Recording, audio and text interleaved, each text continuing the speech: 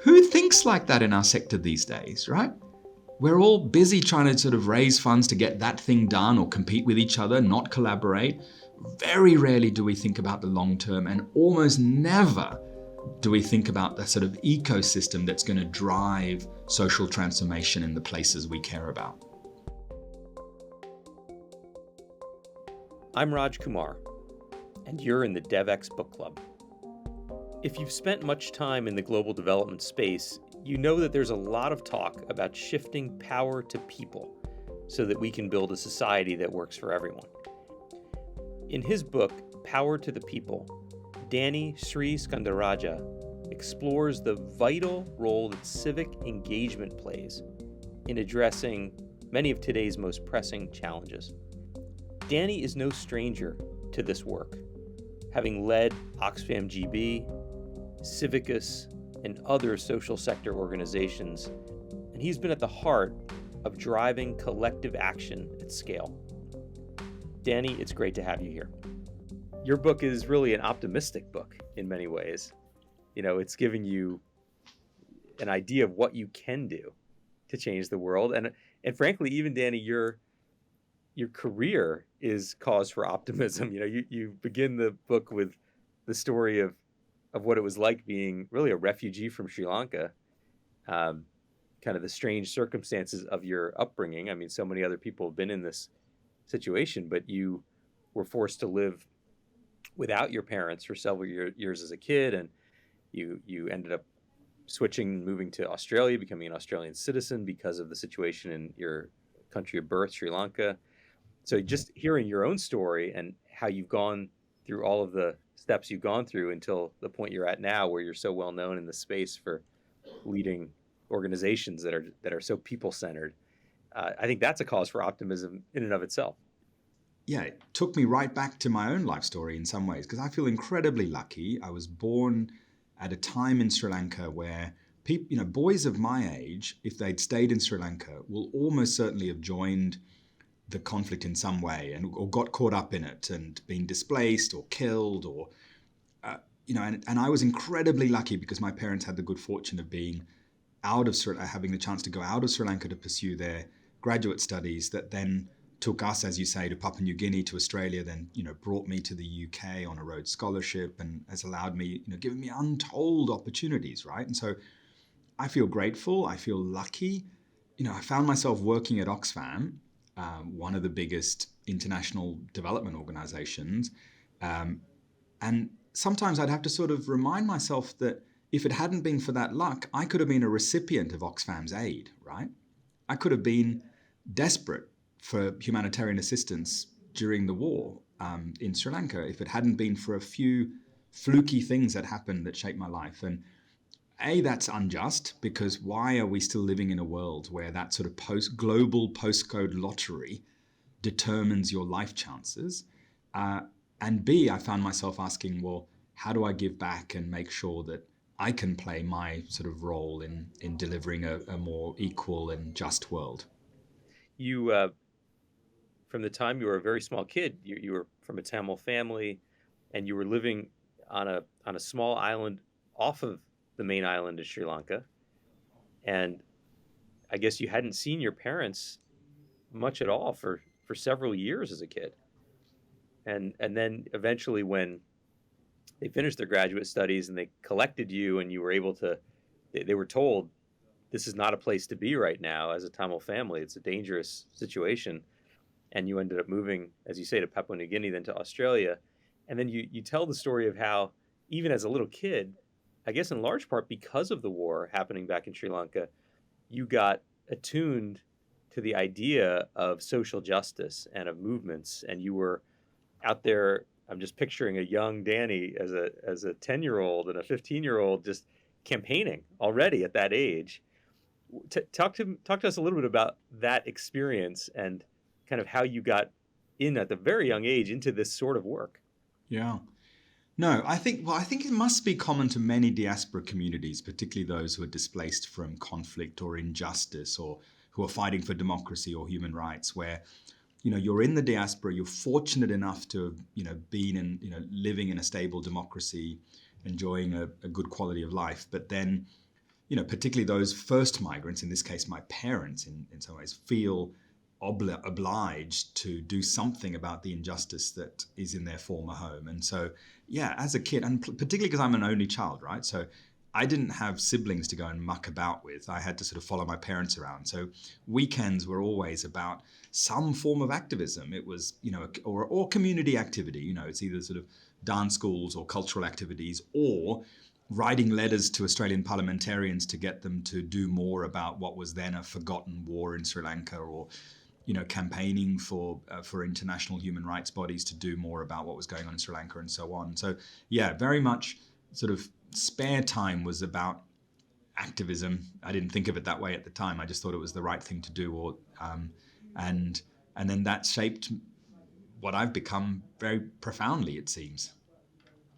And you can trace the arc through the book between your career, but also kind of how things have shifted in the human rights space, in the campaigning space. Maybe talk to us a little bit about that arc. Like, we've had moments, and you hearken back to them, thinking about people like Mahatma Gandhi or Nelson Mandela, these kind of storied moments that seem ever further away from the current reality, where it feels like the world is backsliding quite a bit. But there was a moment in that arc that felt like people were coming into their own power, and they were reshaping countries that had for a long time been based on discrimination, and a colonial era that had been designed to subjugate people. And it seems like a lot of the organizations you've been a part of have been a part of that era, that movement of success, really. Yeah. Talk to us about that moment in time before we get into sort of where we are now. Yeah. Well, that arc is definitely something that it's almost parallels my own life. I'm almost 50. So if you think about the sort of the period of world history between the 70s and now, if you take democracy, development, peace, and so on, in some ways it was a period of huge improvement, right? Democracy has spread to all, on paper, we'll get to that later, I suspect, on paper to almost every country in the world. The end of the Cold War meant, historians like Francis Fukuyama was calling it the end of history, remember? Like, this was it. We've arrived at the sort of global economic and political order that was the sort of epitome of human existence. We made huge inroads in economic development. Poverty levels were falling. Incomes were generally rising around the world. There was the East Asian miracle through the 80s and 90s. And many of the long-standing conflicts we thought were settled. Yes, there were flare-ups of lots of civil wars or domestic conflicts. So you thought of that period in some ways. I think historians will write of that period as a really important period of progress. But the arc, I remember really clearly when I took the job as Secretary General of Civicus this was in 2012, about to move into that job in 2013. And Civicus is a global umbrella body representing civil society all around the world. It was a period of huge optimism, right? We were coming, we thought this period was going to keep going. And better still, there were the Arab revolutions, the Occupy movement. The internet was bringing us these new freedoms and abilities to connect with each other, to organize and mobilize. And so this was the first decade of the 2000s, more or less. Exactly. Yeah. And that felt like a really optimistic period. But then yet we have seen backsliding, as you say, in so many arenas.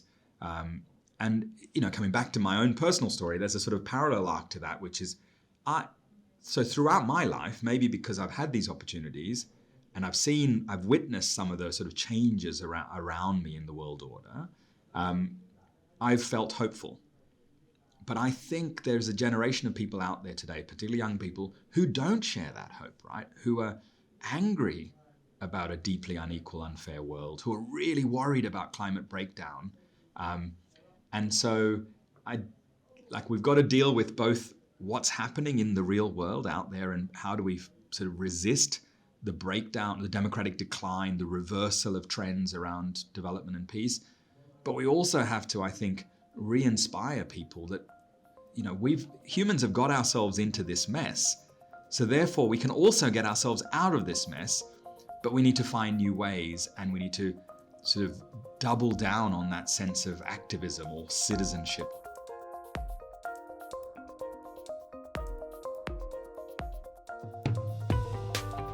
Hi, I'm Kate Warren, Executive Editor at Devex. If you are listening to this podcast, you are likely working to achieve the Sustainable Development Goals.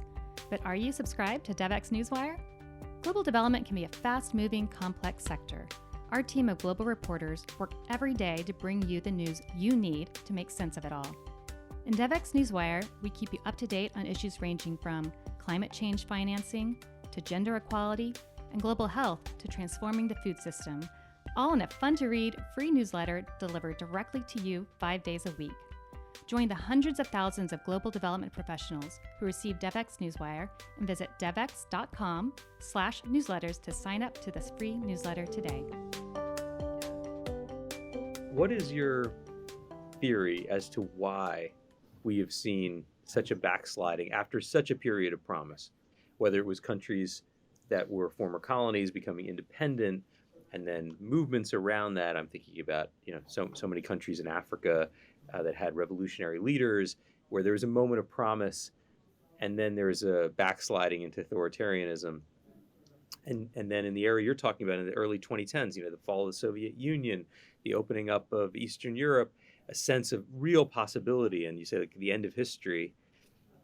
What happened? You mentioned in the book that I think it's something like 13% of the world now lives in what we would consider a liberal society, a real democracy. That's all. Yeah, 3% actually. According to the Civicus Monitor, only 3% of the world's population live in countries that are considered to be truly open in terms of civic freedoms. You wouldn't have expected that 20 years ago, right? Right. And so what is your, having been in this space so long and been so close to it, what is your explanation for why we've landed where we have? So I think there's I'm a political economist by training, and I think there's something going on politically and certainly something going on economically. I think politically, we've come to think of democracy as we currently know it as the sort of be-all and end-all, the epitome of democratic development. But my worry is actually the institutions that we've built all over the world, including in so-called mature democracies like the UK or the US.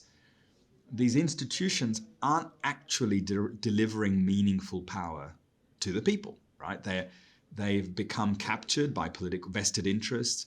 Political parties themselves seem to be serving their own interests rather than the national interest. And worse still, they're fueling division, amplified by social media and all that's going on. And so the sort of foundations of the democratic theater, I think, are really weak. And worst of all, not meeting the sort of desire, the thirst for participation that people have. And hence you have people being apathetic and turning away or turning to extremes of political positions. Amidst all of that is, let's not kid ourselves, there are many parts of the world in which democracy has become the sort of the label by which autocrats are capturing power, right? So, almost all countries call themselves democracy, but in practice, we don't have free and fair elections, let alone real, civic freedoms and human rights. But then economically as well, I think there was the sort of 70s and 80s. I'm going to make some broad generalizations. Involved more countries getting pieces from the sort of globalization pie, if you will. So production moved from the global north to Asia and elsewhere. Trade increased, capital was loosened a bit, and so you had economic globalization that did deliver some benefit. But my thesis is we're now seeing the sort of the incomplete bits of globalization have now come back to haunt us, right? So the global playing field on wages is not really equalizing. So those people who've had production outsourced to them are still not receiving decent living incomes. They're getting exploited. And the people who are benefiting are the corporations in the middle who are making huge profits. Or if you think about human mobility, a sensible way of manage sort of different demographic patterns would be to think about human mobility in more constructive ways to allow freedom of movement for the economy to sort of equalize. We don't see that. We see, many countries in the West building ever higher fortresses and walls and preventing them. It just doesn't make economic sense, right? So the mechanisms whereby the sort of unfinished business of globalization means that many people, millions, billions of people are stuck, not really reaping the rewards. And of course, let's not forget, add climate change and climate breakdown onto all of that. We're sort of addicted to an economic system that's fueling economic breakdown and leading to more climate injustice. And so I think that's my sort of oversimplified thesis of what's going on in the last couple of decades. I mean, maybe one way to say it, but you tell me if this resonates with you as someone who used to lead Oxfam, because I get the sense this is very much the ethos at Oxfam, is that both democracy and the modern economy have been captured by elites. And maybe they've captured it through political parties, they've captured it through interest groups, they've captured the economy through corporations and hedge funds, but that essentially these systems that were meant to distribute power and distribute economic growth have actually done the opposite. They've concentrated power. And that what you're seeing is really an elite capture problem. Yeah. As opposed to a problem of, fundamentally, is it a democratic system that's better or an authoritarian system that's better? Does that resonate with you? Yeah, absolutely. And I think it's, in fact, that was one of the reasons I went to Oxfam, is because I think Oxfam is one of the international development sort of voices that has been ahead of the game on some of this. They were working on inequality reports 10 years ago and so on. I think you're right. Especially those of us who've been in development, many of whom are, we're in this work because we want to improve the lives and livelihoods of people. We want to make the world a fairer place. But I think the assumptions we've generally made that the institutions around us are bending towards justice may once have held true, but no longer hold true. Because as you say, those political institutions have become in some ways part of the problem. They're driving apathy, divisiveness, and they've become captured, or there's a collusion between political and economic elites. And the economic model, which we thought would deliver, improved incomes or livelihoods for people, isn't doing it. It's certainly not at the rate it was 20, 30 years ago. And so I think there is an onus on those of us who work in this area, who want to deliver a fairer, better world, to speak truth to power, to challenge some of those injustices and challenge some of those institutions that are not delivering, that are failing to deliver. I mean, is activism, you get into this bit in the book, but is activism fit for purpose given this reality of the world we face? In other words, one of the critiques of modern activism is so-called slacktivism, and that people are essentially tweeting their displeasure, but they're not doing. When you think of Gandhi and Mandela, you think of the civil rights movement in the United States, you think of even Greenpeace and going out in the boats, that activism today is not what it used to be. And you part of the reason I think you wrote the book is to try to drive people more toward the opportunities around activism. What do you think about the current state of activism? What should it become? Yeah. Well, maybe that's best answered in two parts. One is around what Rebecca Solnit, the amazing author, calls the sort of the undergrowth that nurtures activism, right? And that's something that I think I've also come to realize as far more important than I might have said 5 or 10 years ago, which is, we often focus on the mushrooms, if you will, that pop up, the protest movements, the riots, the campaigns. But those mushrooms are hugely important because they've driven profound political and economic change in human history. But those mushrooms only exist because deep below, what we don't see is the underground mycelial network, the fungal network that allows the mushrooms to thrive when they need to. And in some ways, I think activism exists because of the undergrowth of civic life, of communal life. And wherever I look, I worry that the state of that undergrowth is in disrepair, or in some cases is being vandalized, right? That it's in disrepair because we've forgotten how important it is for us as social animals to connect with each other And there's a sort of false promise that somehow the internet is going to bring us together, that we've got all these amazing instant transactions, or clicktivism as you call it, and that it's not replacing the sort of meaningful things that connect us. And that's what, so a lot of the book is about examples in which, from starting from the community I live in to other examples around the world about how we need to actively and intentionally nurture that undergrowth, including, by the way, international development actors who've often seen civil society as a means to an end, right? Big development agency contracts NGO, who subcontracts local NGO to get something done, to deliver this or do that. That might be important, especially for accountability to taxpayers and others. But let's not forget that the NGOs and local actors who are doing that work are an inherent part of democratic life or civic life, and we need to nurture that activism. And making them sort of subcontractors of subcontractors is almost the worst thing you can do, because you sort of chip away at their own credibility and you make them sort of dependent entities. I mean, just staying on that for a moment, I think back to the civil rights movement I mentioned here in the United States. I don't think they would have used the language we're using here about contracts and subcontracts.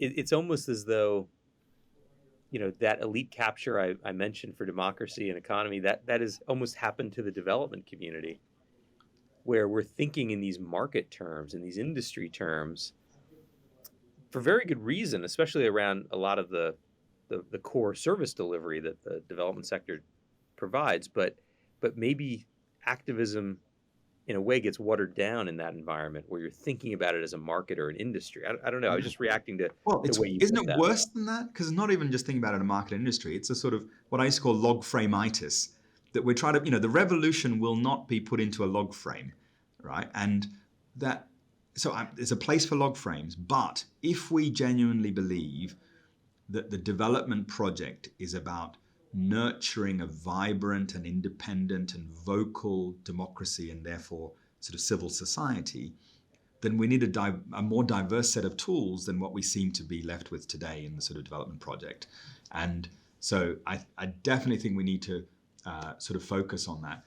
And the second point I was going to make was around the sort of activism, because one of the fascinating things about researching this book was looking at examples of activism, some of which are well known, Gandhi or Mandela, Rosa Parks, and some of which we may not know where about. And one of the things I've been surprised by is those people we now celebrate as iconic activists didn't think of themselves as that when they first started on their activist journey, right? So when I worked in Johannesburg, one of the amazing things for me was that I worked about 100 meters from the place where a young Indian English graduate lawyer, Mohandas Gandhi, ripped up a pass book because he was, upset with the pass laws in South Africa. This is all 100 odd years ago. He didn't think of himself as an activist at the time. He was a middle-class Brahmin lawyer, right? But he felt unhappy and thought the indignation he felt about that led to his first act of civil resistance. 40, 50 years later, a career of inspiring, amazing, brave activism that we remember and celebrate. Or take Rosa Parks, who we, amazing icon of the American civil rights movement, who refused to move when the bus driver asked her to vacate her seat for a white passenger. Turns out she was a 42-year-old seamstress, quite shy, hadn't really been involved in civic activism, but had, a few months before that incident, gone to spend 2 weeks at the Highlander Center, which was a civil rights training ground and a trade union sort of training ground, still around. And there she met other people, including white activists, and trade unionists, lawyers. And in some ways, she was already sort of brave and resolved, but felt actually, there is a possibility of change. I think I know how, and I know who I need to work with to do that. And so the act of resistance is really important. We should celebrate it.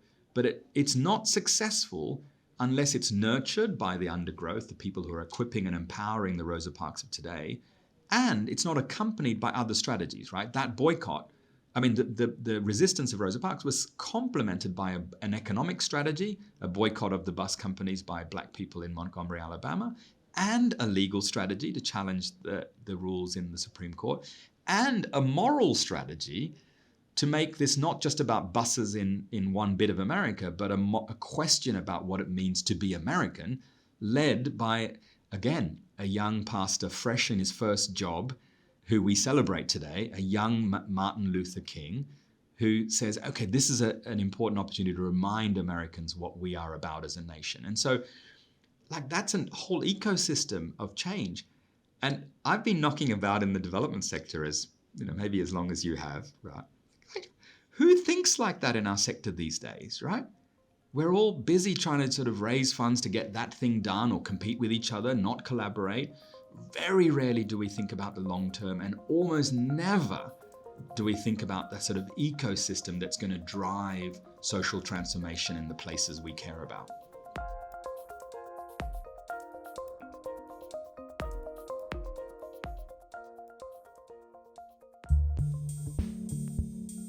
Are you interested in the intersection of business and social impact? Do you want to know how corporate sustainability, ESG, impact investing, and more can contribute to development finance? My name is Adva Saldinger. I'm a senior reporter at Devex, and I've been reporting on these issues for nearly a decade. I'm the author of Devex Invested, our free weekly newsletter dedicated to development finance. Every Tuesday, we explore how companies, investors, and market mechanisms are reshaping the world of development finance. Visit devex.com/newsletters and join us on Tuesdays. So this idea really of movement building in a way, and why is it we don't think as much about it now? What is you talked about some of the mentality around contracting, or maybe it's the competition. In some ways, it feels like, if anything, we should have far more resources today as a social justice community, as an impact community than there was 50 years ago or 100 years ago. Yeah. So why is it that we're not set up for this kind of activism success? Well, part of it is the business model that many of the bigger bits of civil society have established, which, as colleagues often say to me, we've bought into a scarcity mentality, right? We're constantly trying to fundraise and stay afloat or grow. And that leads you into a mentality thinking we don't have enough. Particularly in the Anglo-Saxon world, many of the organizations at the vanguard of social change are registered charities or non-profits that actually have legal restraints on what they're able to do. So we've been conditioned to think that we're not there to do political change. We're there to do good stuff, to deliver aid or feed hungry people or educate children. And finally, there's a sort of, especially the bigger bits of civil society and the bigger institutions, going back to the sort of the economics of all of this, have become co-opted into the economic system, right? Years ago, along with a bunch of other leaders like Kumi Naidoo and Winnie Byanyama and Jay Naidu, Adriana Campilano, we wrote a letter, an open letter to the sort of development sector where, and this is 10 years ago, it felt even then like, those of us who have the privilege to go to, the UN General Assembly or Davos or whatever, we felt we've become co-opted, that we've become the poor cousins of the global jet set, turning up to these meetings thinking that we're going to influence change. And there's a bit of that going on as well, I think, that those organizations that should be sort of channeling people power, standing up and challenging broken systems, whether they've intended to or not, have become co-opted and in some ways part of the problem. And so wherever you look in that architecture or the ecosystem, there are sort of suboptimal elements that put together, I think, the rightful role that civil society should be playing to challenge business, to challenge the state. We're not collectively living up to those opportunities yet. And what is your prescription? Because it seems like this book, you decided to write this in part to sort of animate a new way of thinking about activism. What do you want to see people actually go and do differently based on that insight? Yeah, I think the book is written, it's not written for you, Raj. I'm sorry. I'm glad you read it, but it's written, in some ways for people who aren't in our world. And I hope it helps to reassure them that they have a role to play in shaping our common future. And unless they step into that role, we're all collectively worse off. And that there is a sense of hopefulness that I hope that can be channeled and nurtured, because that helps, right? And there's a sort of, if you go back to the sort of theory of why does civil society matter, it matters because it bolsters democracy, it matters because it gets things done, but it also matters because it's key to human happiness, right? Again, we're social animals who want to connect with each other, and civil society is one of the most important ways we do that. So one prescription, if you will, is, get active, join stuff, do stuff. You will find it fulfilling, and you will be part of the undergrowth that will drive big fundamental change. Second is that, the point around the sort of the strength of civil society is in its diversity, but sometimes I worry that we are driving towards a sort of homogeneity. We're losing the power of that diversity. And so the lesson there is, if you're listening to this, you might work for a big development NGO or a small activist, or you might be a student or whatever. Find your role in that and play to that diversity, right? We don't want everyone to do everything or everyone to look the same. We want us to be able to play those roles. And then hopefully the third thing is collaborate and coordinate in the right ways to be able to deliver some of this. And build that the movement thinking, not the NGO thinking. I mean, when I think of some of the mushrooms, to use your earlier analogy, some of the leaders that have cropped up, I think one of the common traits among them is the willingness to make a sacrifice. And I guess I wonder, how important is that? It seems to me there's some nexus between sort of professional activism inside a registered organization like an Oxfam, people who have a job where maybe activism is in the title in a way, and they have a paycheck along those lines, versus someone who sort of says, I'm an average citizen, I read your book, I care, and I'm willing to actually sacrifice something, maybe my freedom, maybe something very significant. And we have recent examples like Alexei Navalny in Russia. How should we think about that dynamic, the professional activist versus the ordinary citizen? Is making a sacrifice sort of an essential ingredient to being that mushroom? Yeah, maybe I'm going to say something controversial here. So there are people all around the world who make countless sacrifices, and especially when I was working at Civicus, one of the things that inspired me and gave me hope is the brave things that people are doing, that all over the world, and taking risks and sometimes, as you say, paying the ultimate price for their bravery. But the controversial bit is, that's a different matter to professional activists. I feel incredibly privileged that I've spent 20 odd years as a professional working only in the non-profit world, getting a salary, and relative to my own colleagues, particularly in the Global South, a good salary. And so I have to sort of remind myself that, I have an incredible set of privileges, right? And I shouldn't pretend that I'm the guy making the sacrifices and being at the sort of vanguard of social change. Now, I might be doing that in my own life, in my own ways, out of my professional context. But in some ways, those of us who are lucky enough or privileged enough to be in the paid, professionalized bit of the social transformation world, have to be really aware of that privilege and power we hold, particularly if we live and work in the global north and claim to be about sort of doing development, if you say. And B, channel that responsibility, or channel that as responsibly as possible, so that we leave behind us a sort of a better setup that's less unfair. And we've spoken a lot in the past about, if you think about the sort of development industrial complex, the sort of model, you couldn't make up a more unfair version of it, right?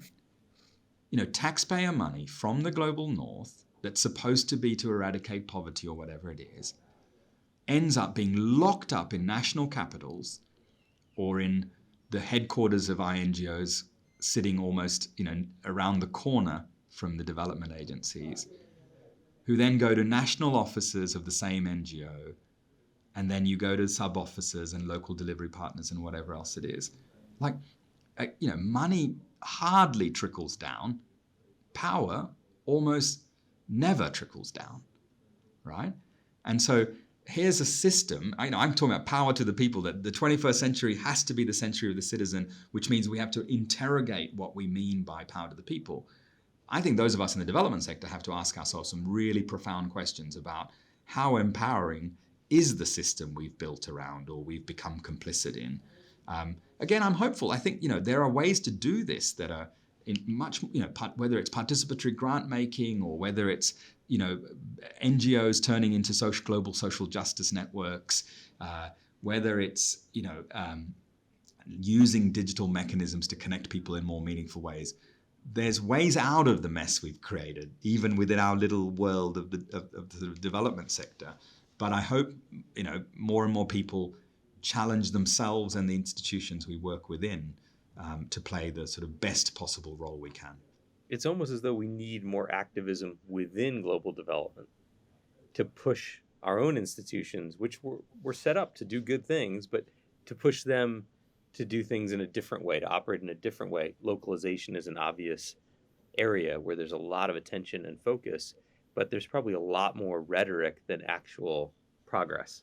Yeah. And I guess I wonder, do you think these institutions are slow to change because, like any other, they've been somewhat captured and their interests, and we talked about the paychecks, that you have a natural inertia that's built into the system?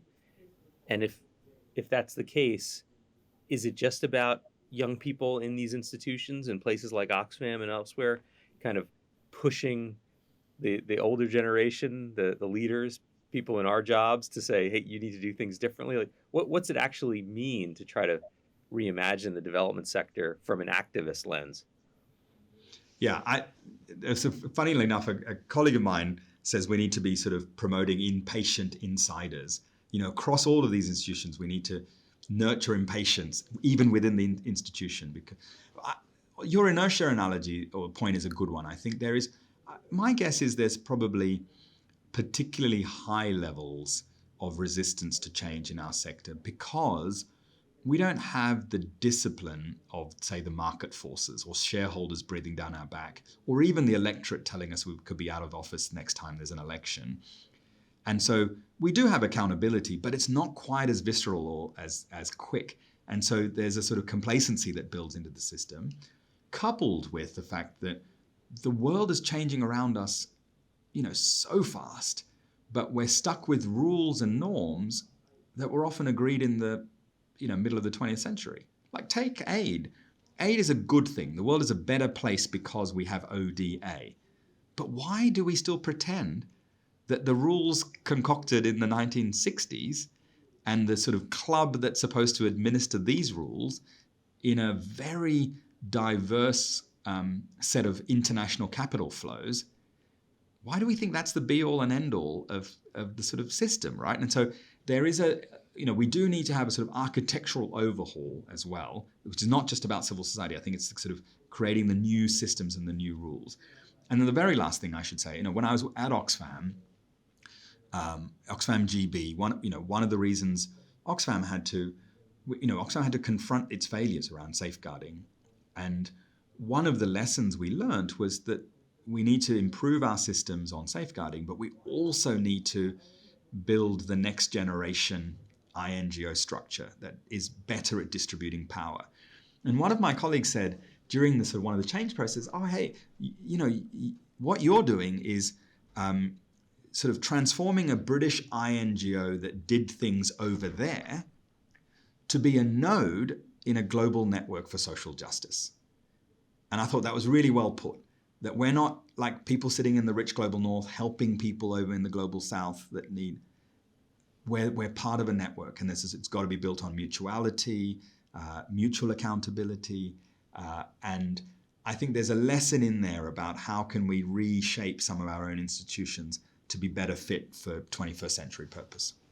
Thinking about that analogy of networks, I can't let you go without talking about the digital side of things, which you also get into a bit in the book. But, it seems like there was a moment of real hope and optimism around social media and the internet. This was going to be the thing that fuels the Arab Spring. And there was a time when we thought that was going to really open up societies in a very positive way. And now I think the dominant narrative is the opposite. It's that these tools are being used to highlight extreme voices and maybe being used by authoritarians to better clamp down on their societies and on civil liberties. How do you see it? And what is your message to this generation of activists you're trying to inspire with your book? Well, so you're the part of that first generation of digital disruptors, right? You guys created Devex because you wanted to disrupt the sort of mainstream media market that wasn't covering these sort of issues any particularly meaningful way. And here we are talking on a podcast across an ocean, and hopefully you're distributing this through non-mainstream media in ways, right? But we almost need the next generation who are pushing back on some of the norms and cultures we built in digital life. A lot of my book is about a lament against how we've let these powerful emancipatory tools be captured by corporate interests. The very platforms that we use to organize and mobilize are themselves, vehicles for advertising. We think we're organizing on Facebook or whatever, but we're the commodity. It's our eyeballs that are being sold for someone else's profit, right? So I think the next generation of digital disruptors or, digital civil society cowboys, maybe that's your new next gig, Raj, is let's create mechanisms that lean into some of these tools and possibilities. But the very nature of those platforms is more democratic, is more publicly minded, more Wikipedia and less Facebook, right? And more decentralized autonomous organizations, DAOs, if you're into that thing, and less hierarchical 20th century structures, and definitely more sort of digital first in design than, trying to retrofit sort of old world structures and norms in. So I think, and I am, as you said, a sort of optimistic about technology. We can't put the technology genie back in the bottle. So I think the best thing we can do is harness it to nurture, humanity and drive equality, sustainability, and so on. And, there's some amazing people doing amazing things. I mean, again, it's been a privilege to meet people who are, a Turkish friend who's creating a new platform in Turkey. So it's called, these are new, what often people call sort of platform cooperatives, where, you have, like Amazon, a digital platform to buy and sell, but the decisions are made much more cooperatively. They call it prosumers, the sort of mix of producers and consumers. It's hard to tell who's buying and who's selling, but more importantly, the profits or the proceeds from the platform itself goes back to the members, rather than be extracted to make Jeff Bezos a gazillionaire. We can do better than that, right? So I think I hope the next generation of digital cowboys are thinking about those sorts of mechanisms. So just as we close, writing a book like this requires quite a bit of self-reflection, right? You're telling your own story. You've talked, quite a bit about your upbringing. You've now spent 25 or so years in the social sector as a leader of, very well-known institutions in the space. You're leading another one right now. Having reflected a lot on the sector, the space, and your own career, did writing this book change you at all in terms of what you want to do? Will you continue, you say you've spent 20 some odd years leading nonprofit institutions. Will the next 20 some odd years be the same for you, do you think? Or has it shifted in any way you're thinking about what you want to do yourself? Super question. Two things, I think. One is that I think I'm determined to be bolder in my own thinking. I mean, in some ways, I feel our generation has had a crisis of imagination. We've just assumed that arc will continue forever, and we don't, it'll be fine, that trickle down will work, that everyone will get better off. It's not working, and we need to be bolder. And I think, I'm about to turn 50, and I'm sort of resolved to make the best of the remaining years I have to sort of show that another world is possible. And the other thing, which, right back where you started, is I think I'm a more determined internationalist, right? So, growing up in Australia, thinking about my family in Sri Lanka, forced me to be an internationalist. I was always thinking about not just what was happening around me in my community in Australia, but what was happening a few thousand miles away. And I think we need, and I suspect most people in the international development sector are also committed internationalists, right? But this is our time. We need to be out there like calling out the inadequacy of global decision making, right? I mean, again, you couldn't make up a less democratic system of global decision making. Unelected diplomats behind closed doors horse trade with each other on watering down agreements that are supposed to achieve global change. That's not good enough. And we need the sort of next generation of global institutions that can really acknowledge how deeply, deeply interconnected we are. And I think, I'm a global citizen or whatever it is that you want to call it. And I think we need to sort of usher in, again, the next generation global architecture, whether that's Bretton Woods or, a United Nations system that's better at multi-stakeholderism and engaging people, or just more democratic. Let's have a people's chamber at the UN that brings people's voices into global decision making. So those are the things I'm more interested in as a result of the book. Well, it was such a pleasure to get to know you a little bit better through the book. I'm thrilled you wrote it, having known you for so many years, and congratulations on doing it and on everything you've achieved in this career and on what's to come. Thank you very much, Rez. Thanks for having me. Danny Sriskandarajah is the chief executive of the New Economics Foundation and author of Power to the People. You can follow him on social media at DHNNJYN.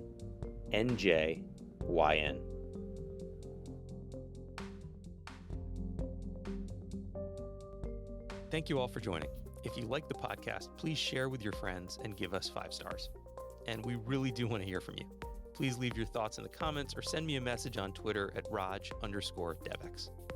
To learn what we're reading next, make suggestions for future guests, or submit questions for authors, be sure to sign up for our Devex Book Club mailing list, which you can find in the description of the show wherever you're listening to this. If you care about global development issues and you want the latest news, don't forget to subscribe to the Devex Newswire at the link in the comments, where you'll get the day's top global development breaking news, analysis, and opinion, as well as the date of the next book club. Until then, do good out there, and thanks for joining.